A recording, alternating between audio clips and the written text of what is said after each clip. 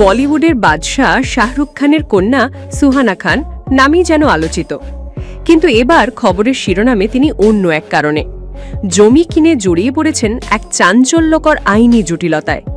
কি ঘটেছে আলিবাগে, কে আসল মালিক সেই জমির, এবং কেনই বা একজন স্টার কিডকে কৃষক বলে দাবি করা হয়েছে?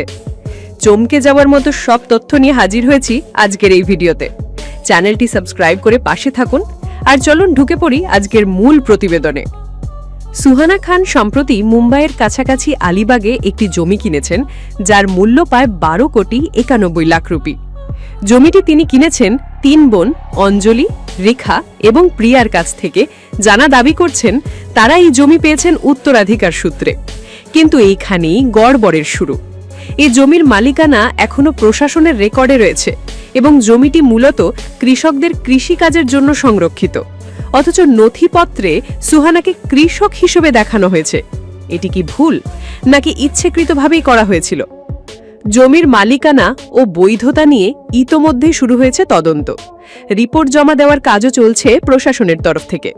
বিশেষজ্ঞরা বলছেন, যদি ভুল প্রমাণিত হয় তাহলে হতে পারে বড়সড় আর্থিক জরিমানা কিংবা জমি বাতিলের সিদ্ধান্ত।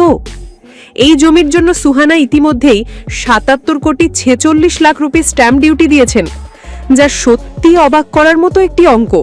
শুধু তাই নয়, এই জমি কেনার ঠিক 1 বছরের মধ্যেই আলিবাগে আরও একটি বাড়ি কিনেছেন তিনি, যার মূল্য 10 কোটি টাকা। অর্থাৎ শাহরুখ কন্যা এখন শুধুই স্টার কিড নন, বরং একজন সক্রিয় ইনভেস্টরও। এখনো পর্যন্ত শাহরুখ খান বা সুহানা কেউই এই বিষয়ে কোনো গণমাধ্যমে বিবৃতি দেননি। তবে কিছুদিন আগেই সুহানাকে দেখা গিয়েছিল তার ভাই আরিয়ান খানের ব্যাডস অফ বলিউড সিরিজের প্রমোশনে পরিবারের সঙ্গে। তাহলে কি ইচ্ছে করেই এই বিতর্ক থেকে দূরে থাকতে চাইছেন তারা, নাকি আইনি পরামর্শ অনুযায়ী নীরবতা বজায় রেখেছেন? আপনার কি মনে হয়, এই জমি কেনার পেছনে কোনো ভুল বোঝাবুঝি হয়েছে, না তার পেছনে রয়েছে বড় সড় কোনো কারুসাজি? কমেন্টে জানিয়ে দিন আপনার মতামত।